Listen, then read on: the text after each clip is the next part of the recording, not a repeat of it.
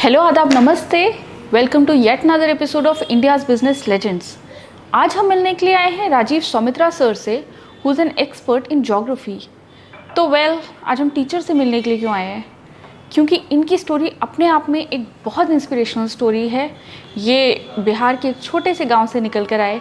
इन्होंने ज्योग्राफी पे पढ़ाई करी और अपनी कड़ी लगन और मेहनत से पहले यहाँ पर एक टीचर की तरह बहुत सारे स्टूडेंट्स को गाइड किया।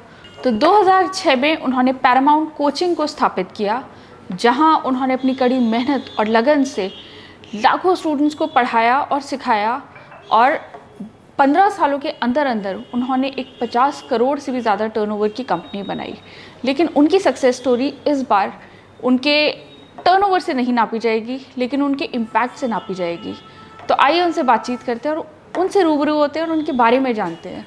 Welcome to the show sir. Thank you. नमस्कार। नमस्कार जी। तो सर, आपके बारे में हमने बहुत सारा सुना है, आपके स्टूडेंट्स के बारे में बहुत सारा सुना है, लेकिन हम जानना चाहेंगे आपके फाउंडेशन के बारे में। सबसे पहले आप कहाँ से आते हैं और एक टीचर बनने की प्रेरणा आपको कहाँ से मिली? हमारे माता और पिता दोनों शिक्षक ही थे। इस नाते जो कि घर का माहौल जो एक इकोसिस्टम था वो पढ़ने और पढ़ाने का था, इस नाते हमें भी ये प्रेरणा मिली कि हमें भी एक शिक्षक बनना चाहिए।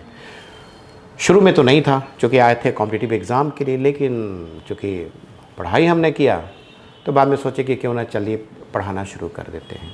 तो हमने दिल्ली में आकर के करीब 2002 से बाकी इंस्टीट्यूट्स में पढ़ाए और 2006 में हमने अपना इंस्टीट्यूट पैरामाउंट इस्टेब्लिश किया। तो पैरामाउंट नाम ऑफ कोर्स आपके माउंटेनियरिंग के शौक से आता है, उसके बारे में बताएंगे? जी बिल्कुल। दरअसल मेरे पिताजी जब शिक्षक हुआ करते थे झारखंड में, तो झारखंड के पालकोट क्षेत्र में जो गुमला डिस्ट्रिक्ट में है, वहाँ बहुत सारे हिल्स थे। इस नाते मेरे पिताजी घूमने के शौकीन थे और उन्होंने यूँ कहें कि हर संडे को जो छुट्टी का दिन होता था, उस छुट्टी के दिन में हमें और भी कुछ स्टूडेंट्स को लेकर के निश्चित रूप से सुबह हम लोग जाते थे पहाड़ के ऊपर घूम के, कई क्षेत्रों में जंगल में घूम करके कुछ चीज़ तोड़ के भी लाते थे। और इस नाते हमें पहाड़ पर चढ़ने का शौक़ उसी समय डेवलप हुआ। और जब हम कई पीकों पे जाने लगे, मेरे पिताजी के न रहते हुए भी कई पीक पे हम चले गए। जैसे कि एक एग्ज़ाम्पल देते हैं, पालकोट के पास ही एक कूड़ा पहाड़ है, उसको लोग वहाँ स्थानीय लोग कूड़ा पहाड़ बोलते हैं। वो बोलते हैं कि इस पहाड़ पे आमतौर पे लोग जाते नहीं क्योंकि दिन दहाड़े भालू नज़र आता है। तो हमने क्या किया कि अच्छा इसी बात है, तो एक चैलेंज है, अगर कोई नहीं जाता है तो हम जाके देखते हैं। तो पिताजी हमें जाने देते नहीं। तो हमने क्या किया, एक दिन कुछ स्टूडेंट्स 4 दोस्त थे, हम कहे कि चलो चल के देखते हैं कि वाकई क्या स्थिति है। हम लोग गए, उस पीक पर चढ़ के वापस आ गए और पापा को जाके बोले कि हम लोग तो चले आए वहाँ से। तो एक जो मिथक था कि दिन दहाड़े भालू है, ठीक है, बाकी समय भालू रहता होगा, लेकिन जब हम लोग गए थे तो उस वक्त तो कोई भालू नाम की चीज़ नहीं थी। तो पीक पर जाने का शौक़ उसी समय से डेवलप हुआ। और इस नाते एक उसी समय मन में आया कि कभी अगर मौका मिला, सिचुएशन बन गया, तो हम जो इस पृथ्वी का जो हाईएस्ट पीक है माउंट एवरेस्ट जो नेपाल स्थित है, हम वहाँ क्लाइंब ज़रूर करेंगे। और आपने वो किस साल में किया? और ये हमें अवसर मिला 2013 में 22 मई को मैंने माउंट एवरेस्ट पीक पर सुबह के लगभग 11:15 पर हमने भारत का तिरंगा उस पर फहराया। तो अपने आप में एक बहुत मुश्किल क्लाइंब होती है। हाँ, इसमें बहुत सारी चीज़ों का, चूँकि मेरा सब्जेक्ट ज्योग्राफी है और पीक का मतलब है हाईएस्ट पॉइंट, इसलिए पैरामाउंट नाम भी उसी पे है। तो इसमें क्या होता है कि बहुत सारी चुनौतियां हैं। हम ज़रूरी नहीं है कि हम सिर्फ शरीर से मजबूत हों, फिजिकली तो हमें स्ट्रॉन्ग होना ज़रूरी है ही, उससे ज़्यादा ज़रूरी है कि आप मेंटली कितने स्ट्रॉन्ग हैं, क्योंकि बहुत सारे चैलेंजेस आएंगे, डर भी होगा, फिर भी इस चीज़ को जीतना है। करने का मतलब कि जो मंजिल आपने ठान रखी है वहाँ तक जो पहुँचना है, तो एक जुनून जो है ना, वो वहाँ तक निश्चित रूप से ले जाता है। और हमने एक चीज़ महसूस किया, जिस समय हमने ठान लिया कि हम पहुँचेंगे, तो रास्ते भी बिल्कुल आसान हो गए। हम कैसे पहुँच गए खेल खेल में, ये मुझे पता भी नहीं चला। आई कैन ओनली इमेजिन कि आप अपने स्टूडेंट्स को भी यही बातों से मोटिवेट करते होंगे। ज़िंदगी में बहुत सारी चीज़ें होती है। आपने एक चीज़ अपने समाज में लोगों को कहते सुना होगा कि भाई हमने तो तुमको एक छोटा सा काम कहा था, कौन सा पहाड़ पर चढ़ने को बोला था। तो पहाड़ पर चढ़ना जो एक कठिन कार्यों में शुमार है, वैसी स्थिति में अगर हम किसी भी एग्ज़ाम के लिए, खास करके कॉम्पिटिटिव एग्ज़ाम के मिशन तक, जो हमारा मिशन है, जो हमारी मंजिल है, वहाँ तक अगर हम पहुँचना चाहते हैं तो शुरू में तो बहुत सारे ऑब्स्टेकल होते हैं, लेकिन जैसे जैसे हम उसको कवर अप करते जाते हैं, आगे बढ़ते जाते हैं, चुनौतियाँ अपने आप कम होती जाती हैं और हम मजबूत होते जाते हैं। यही चीज़ कॉम्पिटिटिव एग्ज़ाम में भी है। शुरू में ही लगता है कठिनाई, आप आगे तो बढ़िए, समस्या पीछे छूट जाएगी। जी। तो अब नेक्स्ट मिशन माउंटेनियरिंग का कुछ है? हाँ, ये माउंट एवरेस्ट के बाद हम साउथ पोल भी गए। इस पृथ्वी पर 7 कॉन्टिनेंट हैं टोटल, नंबर ऑफ कॉन्टिनेंट्स 7 हैं। तो 6 कॉन्टिनेंट के हाईएस्ट पीक पर हमने भारत का तिरंगा फहराया, साउथ पोल पर गए। लेकिन एक बाकी है अभी, वो है नॉर्थ अमेरिका का, जो एक्सपेडिशन हमारा 2 बार फेल हो चुका है। अच्छा। है ना, क्योंकि क्या है कि वो तो उसका जो सिचुएशन है वो है लगभग हाई लैटिट्यूड में है, अलास्का में। और अलास्का क्षेत्रों में क्या होता है कि नॉर्दर्न एयर चलता है, ठंडी हवा चलती है, बर्फीली। अगर जब भी उस तरह का चलती है हवा, स्टॉर्म आता है। अगर आप एक्सपेडिशन पे हैं तो उसमें होता क्या है कि 4 में से 3 एक्सपेडिशन फेल हो जाता है। इसलिए हमें 2 बार वापस लौटना पड़ा, लेकिन हम एक बार फिर से जाएंगे और उसको अचीव करेंगे। अमेजिंग। ये स्पिरिट ही आई थिंक आपकी बहुत ज़्यादा मोटिवेट कर सकती है हम सभी को। तो coming back to you being a teacher, आपने 2006 में जब पैरामाउंट स्टार्ट किया तो क्या सोच थी आपकी? मुखर्जी नगर में आई थिंक हज़ारों कोचिंग इंस्टीट्यूट हैं, अगर, और वो कोई एक मामूली बात नहीं है। तो आपने पैरामाउंट को बाकियों से कैसे डिफ्रेंशिएट किया? जी, बहुत से बढ़िया क्वेश्चन आपने पूछा। आमतौर पे हमें एक नेचर है, अगर कई लोग एक ही काम कर रहे हैं, एक ही तरह का काम कर रहे हैं, तो हमारा एक उद्देश्य होता है कि हम कुछ अलग करें। जैसे ये पूरा मुखर्जी नगर था आईएएस के कोचिंग के लिए, कहा जाता कि इसका जो कोचिंग का जो है ना, एक हब है आईएएस का। राइट। हमने देखा आईएएस का, मैं खुद भी टीचर था उसी चीज़ का। हमने सोचा कि एसएससी के फील्ड में ऑर्गेनाइज वे में अभी तक प्रिपरेशन नहीं हुआ। खास करके जो इसमें एक सब्जेक्ट है जनरल अवेयरनेस, वो प्रॉपर तरीके से कहीं नहीं पढ़ाई जाती है। मैं खुद भी जीएस का ही टीचर था। हमने सोचा कि क्यों ना हम पढ़ाना शुरू करते हैं, तो देखते हैं क्या रिजल्ट आता है। सब लोग तो आईएएस में लगे हुए हैं, हम वनडे एग्ज़ाम में लगते हैं।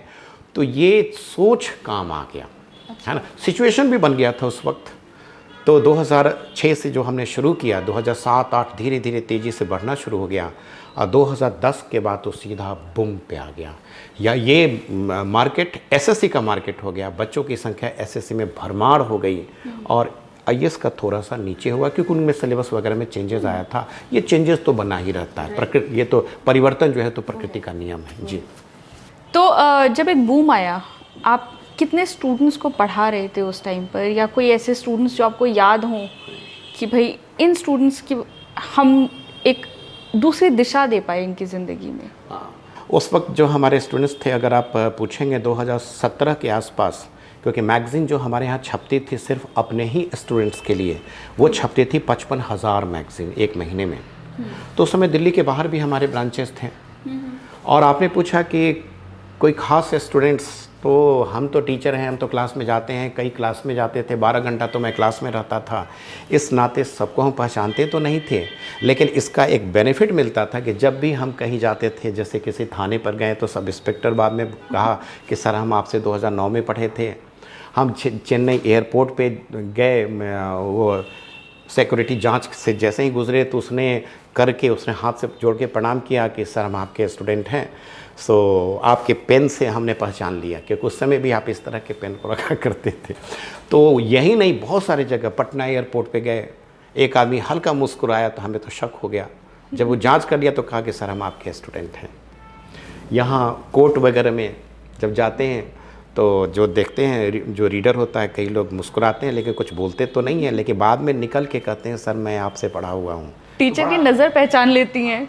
तो एक तरह से एक हमें भी एक शिक्षक होने के नाते जब ये सब सुनते हैं, स्टूडेंट्स मिलते हैं, तो एक आत्मसंतुष्टि होती है ना, कि हमने जो किया है आज वो स्टूडेंट्स हैं। ये जो पढ़ने पढ़ाने का काम, इसलिए हमारे कल्चर में शिक्षक को बहुत ऊपर का स्थान दिया गया है। सर, फिर सक्सेसफुल होते होते 2020 में दुनिया बदली, कोविड आया, एडटेक का एक बूम आया। पैरामाउंट ने बदलते वक्त के साथ क्या बदलाव देखे, या कैसे आप भी वक्त के साथ बदले? कोरोना के बाद अगर देखेंगे तो चूँकि हमारे यहाँ कुछ मिसमैनेजमेंट हो चुका था, तो इस नाते जो एक चेंजेस आया था उस वक्त ऑनलाइन क्लासेस का, ऑनलाइन क्लास का जो चेंज आया हमारे यहाँ उस वक्त ऑनलाइन क्लास के, चूँकि हम उसके लिए प्रिपेयर नहीं थे, हमने शुरू नहीं किया। बाद में आपने देखा होगा कि 2019-20 ये 2020 तो कोरोना काल था, 2021 के बाद ऑनलाइन पूरी तरह से बूम पे था। लेकिन इसका जो है एक ड्रॉबैक भी है, क्योंकि ऑनलाइन क्लास जो है बच्चों की डायरेक्ट कनेक्टिविटी को नहीं बनाता। वो नॉलेज दे सकता है, लेकिन नॉलेज का जो प्रोसेसिंग है, जो कॉम्पिटिटिव एग्ज़ाम में ज़रूरत है, वो ऑनलाइन नहीं कर सकता, है ना। इसलिए अगर देखेंगे कि कॉम्पिटिटिव एग्ज़ाम में जितने भी आईएएस है, ये सारी चीज़ों में जब तक कि बच्चे शिक्षक से डायरेक्ट कनेक्टिविटी ना बनाएं, है ना, उनमें वो चीज़ नहीं आ पाता। क्योंकि उसमें क्या है, आप समझ सकते हैं कि नॉलेज का प्रोसेसिंग ज़रूरी है, क्योंकि चीज़ों को समझना, सोचना, समझना और समस्याओं के अनुरूप देखना कि ये जो हम पढ़ाई कर रहे हैं इससे किन किन समस्याओं का हम समाधान कर सकते हैं, ये चीज़ ऑनलाइन पे नहीं हो सकता। इसलिए ऑनलाइन को कह सकते हैं को एक साइड हीरो के रूप में तो भूमिका अदा कर सकता है, मेन हीरो नहीं बन सकता। मेन हीरो ऑफलाइन क्लासिक सही होगा जी। ऐसा बोलते हैं कि एक शिक्षक जो होते हैं वो बहुत अच्छे एंटरप्रेन्योर्स नहीं हो सकते, क्योंकि उनका फोकस सिर्फ स्टूडेंट्स को पढ़ाने के लिए होता है। क्या आपको भी ऐसे ही लगता है? हाँ, बिल्कुल ऐसे ही बात है। मेरे साथ तो पूरी तरह से लागू होता है, क्योंकि हम एक ज्योग्राफी के टीचर होने के नाते हम क्लास में पढ़ाते हैं, लेकिन कहीं भी जाते हैं तो दिमाग में यही घूमता रहता है कि अगर इस एरिया में आए हैं तो यहाँ का रेड सॉइल है, यहाँ का वेजिटेशन क्या है, कैसा होगा, यहाँ का क्लाइमेट इस तरह का है, पॉल्यूशन कितना हो सकता है, या वगैरह वगैरह। तो क्या होता है कि हमारा दिमाग पूरी तरह से घूमता रहता है अपने सब्जेक्ट के प्रति। बिज़नेस चलाने की ओर हमारा दिमाग नहीं जाता। इसलिए हमें बिज़नेस चलाने के लिए मैनेजमेंट में दूसरे लोगों को रखना पड़ता है। तो बिल्कुल सही बात है कि एक शिक्षक अपने शिक्षण कार्यों में ही दक्ष होते हैं, बाकी चीज़ों में उतने एक्सपर्ट नहीं होते। कुछ एक्सेप्शनल केस हो सकता है। तो बेसिकली अगर आप एक शिक्षक हैं और आप अपना कुछ उसी में ही कुछ एंटरप्रेन्योरशिप करना चाहते हैं, तो it would be a better idea कि आप किसी ऐसे से हाथ मिलाएं जो ये काम आपका मैनेज कर पाएँ। बिल्कुल बिल्कुल। ताकि आप अपनी टीचिंग पर फोकस कर पाएँ। और ये आपके कोई दोस्त भी हो सकते हैं, हाँ। आपके एम्प्लॉयज़ भी हो सकते हैं। बिल्कुल, अभी हमने ऐसा ही किया है, कुछ अच्छे लोगों को जोड़ा है मैनेजमेंट में, ताकि हम जो चाहते हैं वाकई उसको हम कर सकें। क्योंकि हम तो क्लासरूम में तो सब कुछ कर सकते हैं, लेकिन क्लासरूम में जो कुछ भी है उसको मैनेज करने के लिए एक अच्छे लोगों का होना ज़रूरी हो जाता है, एक सिस्टम को डेवलप करना ज़रूरी। तो जो हमने अभी किया है। इसी सिलसिले में आप मुझे एक बहुत मज़ेदार किस्सा बता रहे थे कि स्टूडेंट्स जब आपको फीस देते हैं तो आप क्या करते हैं? नहीं, पहले हमारे व्यूअर्स को भी बताइए। पहले क्या था कि इंस्टीट्यूट छोटा था, छोटा होने के नाते हम इंक्वायरी भी दे देते थे, बच्चों को समझा भी देते थे कि एडमिशन क्या है, क्या कोर्स है, कब से शुरू होगा, टीचिंग भी करते थे, पैसा भी गिन लेते थे। तो क्या जब हम बैठते थे ख़ास तौर पे, तब तो ठीक है पैसा गिनते थे। एक बार क्या हुआ कि क्लास से निकलने के बाद एक बच्चे ने कहा कि सर हमारी फ़ीस है। तो हमने फ़ीस को लिया और पॉकेट में रख लिया। तो उसने कहा कि सर आपने गिना नहीं। तो हमने उसे कहा कि जो स्टूडेंट्स होता है ना, वो अपने शिक्षक को कभी कम नहीं देता। तो वो जो छात्र था, बाद में उसने कहा कि सर ये चीज़ें हमारे दिमाग में अभी भी घुसी हुई है और आपके प्रति बहुत ज़्यादा रिस्पेक्ट है। हमने ये कहा कि देखो हम शिक्षक है, बिजनेसमैन नहीं है जी, है ना। इस नाते शिक्षक और छात्र के बीच एक विश्वास होता है जो बिजनेस में उतना नहीं होता। वहाँ तो क्लाइंट आते हैं, काम करके चले जाते हैं, लेकिन यहाँ तुम हमसे जुड़े हुए हो और ये जब तक तुम हो जॉब में भी रहोगे तो हम दोनों की मुलाकात होती रहेगी। ये चीज़ें होती हैं। बिल्कुल सही बात है। तो आप स्टूडेंट्स को क्या मशवरा देना चाहेंगे जिनको इन फील्ड्स में सक्सेसफुल होना है? जी, अगर पूछेंगे बिल्कुल कि स्टूडेंट्स को क्या मशवरे देना चाहते हैं, तो जो कोचिंग में अगर एग्ज़ाम को क्वालिफाई करने के लिए वो चाहते हैं कोचिंग इंस्टीट्यूट में एडमिशन लें, तो ध्यान रखने की ज़रूरत है कि कभी भी पूरी तरह से वो कोचिंग के गोद में जाकर ना बैठें, है ना। क्योंकि गोद में बैठ जाएंगे तो चलने का हुनर नहीं सीखेंगे। बहुत ज़रूरी होता है स्टैंडर्ड बुक, न्यूज़पेपर, मैगज़ीन, इसको पढ़ना। इसको जब पढ़ेंगे तो हम कोचिंग से बेनिफिट ले सकते हैं, क्योंकि जब मंजिल है तो रास्ते हैं, और मंजिल तक पहुंचने के लिए हमें तो खुद से चलकर जाना पड़ेगा। कोचिंग उतना ज़्यादा बेनिफिशियल नहीं होता, है ना, जब तक कि हम खुद ना करें। ये बात है। सेल्फ स्टडी ज़रूरी है। सेल्फ स्टडी बहुत ज़रूरी है ना। बेस आपका बेहतर होना चाहिए, तभी कोचिंग से आपको बेनिफिट मिलेगा। नहीं तो कोचिंग करते रह जाएंगे, कुछ नहीं हो सकता। और ऐसा बोलते हैं 12 घंटे पढ़ो, 14 घंटे पढ़ो, 16 घंटे पढ़ो, वो कितना फीजिबल है? ये सब कुछ नहीं है, आपको कितना सूट करता है। 12 घंटा आप सोच के बताइए कि 16 घंटा कौन पढ़ता है? 24 घंटे का है, कहाँ से पढ़ेगा? सोना भी ज़रूरी है ना, ताकि आपकी इम्यूनिटी पावर मजबूत रहे। 16 घंटा को तो छोड़ दें, लेकिन हाँ 12 घंटा बोलते हैं।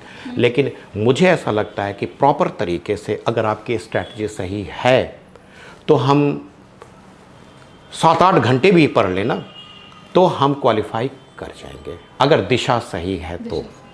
जी, क्योंकि आप एक ज्योग्राफी के टीचर हैं तो आपसे विशेष टिप्पणी तो हम ज़रूर लेंगे। दिल्ली इस वक्त गैस चेंबर बनी हुई है, क्या इसको रोकने का कोई सोल्यूशन है? गवर्नमेंट भी अपनी तरीके से एफर्ट कर रही है, क्या कोई ऐसे एफर्ट्स हैं जो हम एज सिटीजन्स ऑफ दिल्ली कर सकते हैं? जहाँ तक बात है कि ये एक काफ़ी गंभीर विषय है, और सिर्फ दिल्ली ही नहीं, इस नवंबर, दिसंबर, जनवरी के आसपास पूरा उत्तर भारत, है ना, जब ठंड बढ़ती है, पछुआ हवा चलती है, या फिर हाई प्रेशर जोन क्रिएट हो जाता है, वैसे स्थिति में पॉल्यूशन बढ़ता है। क्योंकि हवा स्थिर रहने से जो भी पॉल्यूटेड एयर है वो उसका सर्कुलेशन नहीं होता, वो स्थिर हो जाता है। उसके ऊपर से फॉग है, तो फॉग के अंदर वो लिपट जाता है ना, फॉग उसके ऊपर लिपट जाता है। तो ये पूरे मानव समुदाय के लिए बहुत ही डेंजरस है। और आपने पूछा गवर्नमेंट, जहाँ तक मुझे लगता है एज ए शिक्षक अगर हमसे पूछेंगे और निष्पक्ष रूप से हम बताएं, तो गवर्नमेंट के जो भी प्रयास हैं वो बहुत छोटे प्रयास हैं। उन प्रयासों से पॉल्यूशन को कंट्रोल नहीं किया जा सकता, थोड़ा बहुत कम कर सकते हैं। इसके लिए लॉन्ग टर्म योजना की ज़रूरत है। जो इच्छा शक्ति अगर देखा जाए तो उस इच्छा शक्ति की कमी सभी सरकारों में। और ये तो बड़ी ही अफसोसनाक बात है। तो हम लोग क्या कर सकते हैं ऑर्डिनरी सिटीजन्स, क्योंकि अब शायद बात हमारे हाथ में है? हाँ, देखिए बात क्या है कि हमारे हाथ में अकेले आदमी तो हम कुछ ज़्यादा नहीं कर सकते, लेकिन हाँ लोगों में अगर जागरूकता आए तो आपको पता है कि पॉल्यूशन को घटाने से मेन है कार्बन डाइऑक्साइड है, सल्फर डाइऑक्साइड है, और भी कई गैसें हैं, विषैली गैसें हैं, जो कि मीथेन गैस है, जो कि जितने भी कूड़े वगैरह है वहाँ से मीथेन गैस रिलीज़ होता है, जो कि CO2 से भी 20 गुना डेंजरस है। तो इन सारी चीज़ों को कंट्रोल करने के लिए अकेले हम कुछ ज़्यादा नहीं कर सकते, लेकिन अगर पब्लिक जागरूक हो और सरकार पर हम प्रेशर ये बनाएं कि पॉल्यूशन जो बढ़ने का जहाँ से इसका ओरिजिनेट हो रहा है, जैसे कि जितने भी डीजल गाड़ियाँ दिल्ली में चल रही हैं, अगर दिल्ली NCR की बात करें या बड़े बड़े शहरों की बात करें, डीजल गाड़ियाँ जो चल रही हैं प्राइवेट, उस पर रोक लगाना ज़रूरी है। उसको हम शिफ्ट कर सकते हैं पेट्रोल गाड़ी या फिर CNG, या फिर यूँ कहें कि हाइब्रिड मॉडल जो आया हुआ है इलेक्ट्रॉनिक व्हीकल, उस पर अगर हम शिफ्ट करते हैं तो बड़े शहर को पॉल्यूशन से बहुत हद तक हम कम कर सकते हैं। हाँ, तो ये तो आई थिंक हम सबके हाथ में है कि अगर हम अगली गाड़ी खरीद रहे हैं तो एटलीस्ट डीजल ना खरीदें। मैं खुद गाड़ी ले रहा हूँ, पेट्रोल गाड़ी ले रहा हूँ, डीजल हमने छोड़ दिया, पेट्रोल ही नहीं हाइब्रिड ले रहे हैं। Petrol plus hybrid. बात क्या है कि जब गाड़ियाँ बिकेंगी तो पब्लिक खरीदेगी, है ना। अब सरकार को चाहिए कि वो ऐसा करे कि ठीक है, इस तारीख से मान लेते हैं कि 1 नवंबर से दिल्ली NCR में या दिल्ली खास करके हम डीजल गाड़ियाँ, प्राइवेट गाड़ियों को रजिस्ट्रेशन नहीं करेंगे, तो गाड़ियाँ जो हैं शोरूम से बाहर के शोरूम में शिफ्ट हो जाएगी, यहाँ नहीं खरीदोगे, थोड़ा पॉल्यूशन तो कम कर ही सकते हैं, थोड़ा बहुत तो हम कर ही सकते हैं। हाँ, लेकिन सबसे ज़रूरी है कि सरकार में इसकी इच्छा शक्ति अभी उस तरह से तो नहीं दिख रही है। जी। तो coming back to Paramount coaching, Covid के टाइम पर एक वक्त देखा जहाँ पर बहुत कुछ बदल रहा था। अब पैरामाउंट कोचिंग किस डायरेक्शन में जा रहा है? हाँ, इस वक्त क्या हो गया है कि मार्केट में अगर देखें तो कोचिंग की अगर हम बात करें, एक तो कुछ प्रॉब्लम्स हुए जिसमें कि बच्चों को दिक्कत हुई, सारे नॉर्म्स का पालन नहीं हो रहे थे। लेकिन सोशल मीडिया के समय में कोचिंग एक जो आया है, इसको हम यूँ कह सकते हैं एक जंक फूड के रूप में आया है, जो स्वास्थ्य के लिए बहुत बेहतर नहीं है। हमें चाहिए, अगर स्वास्थ्य बेहतर बनाना चाहते हैं तो हमें चाहिए हेल्दी फूड। तो इस नाते हम खुद अभी जो प्रिपरेशन का तरीका है, जो स्ट्रैटेजी है, उसमें हम एक बड़ा बदलाव ला रहे हैं, है ना। सारे एग्ज़ाम को ध्यान में रखते हुए, एग्ज़ाम का सिलेबस तो वही है, लेकिन पढ़ाने के तरीके में हम बदलाव ला रहे हैं। बिल्कुल प्रैक्टिकल वे में हम इसको लाना चाहते हैं ताकि बच्चे पढ़ने से ज़्यादा एंजॉय कर सकें। तो आमतौर पे होता क्या है कि बच्चे अगर क्लास में एंजॉय करते हैं ना, तो बेहतर तरीके से सीख सकते हैं, है ना। अगर बच्चों को सिखाना है, क्योंकि एग्ज़ाम में प्रश्न भी उसी तरह से पूछे जाते हैं, बिल्कुल एनालिटिकल प्रश्न पूछे जा रहे हैं, इस नाते बच्चों को सीखना ज़रूरी है। तो अब आप स्टूडेंट्स के लिए कौन कौन सी क्लासेस लॉन्च कर रहे हैं और कहाँ कहाँ स्टूडेंट्स पैरामाउंट से कोचिंग ले सकते हैं? दरअसल क्या है कि हमारा नाम इतना ज़्यादा इंडिया में फेमस हो गया था कि वर्तमान समय बहुत सारे नकली कोचिंग इंस्टीट्यूट पैरामाउंट के नाम से चल रहे हैं। हमने उसको नोटिस देने की शुरुआत कर दी है और अपना ब्रांच, खास करके ओरिजिनल पैरामाउंट का ब्रांच, हम धीरे धीरे दिल्ली से बाहर इस्टेब्लिश कर रहे हैं।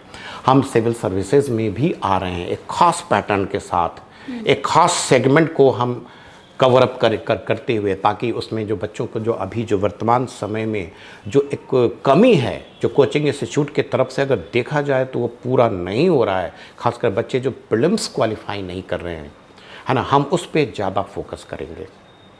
जी, कोई मैसेज जो आप हमारे व्यूअर्स को, अपने स्टूडेंट्स को, एक्स स्टूडेंट्स को देना चाहेंगे? हम तो यही कहेंगे कि जब भी आप कोचिंग इंस्टीट्यूट्स में कहीं भी एडमिशन लेते हैं तो बहुत ज़रूरी है कि आप पहले उस सब्जेक्ट को, जिस चीज़ में एडमिशन लेने जा रहे हैं या जिस विषय के लिए एडमिशन ले रहे हैं, उसको आप ठीक से पढ़ें। जो स्टैंडर्ड बुक है, न्यूज़पेपर है और मैगज़ीन है, उसको पढ़ें और बाद में कोचिंग में एडमिशन लेंगे तो निश्चित रूप से आप ज़्यादा बेनिफिट में रहेंगे। नहीं तो फिर कोचिंग के गोद में बैठ जाएंगे तो चलने का हुनर आप सीख नहीं पाएंगे। Thank you so much. आपके जर्नी ने आई एम श्योर हमारे व्यूअर्स को बहुत इंस्पायर किया होगा। So this was Rajiv sir, founder of Paramount coaching with us, and I am sure इनकी इंस्पिरेशनल जर्नी ने आपको भी इंस्पायर किया होगा कि आप भी अगर कुछ ठान लें तो उसको माउंट एवरेस्ट के पहाड़ की तरह चढ़ना कोई बहुत मुश्किल काम नहीं है। Thank you so much. Stay tuned for the next episode.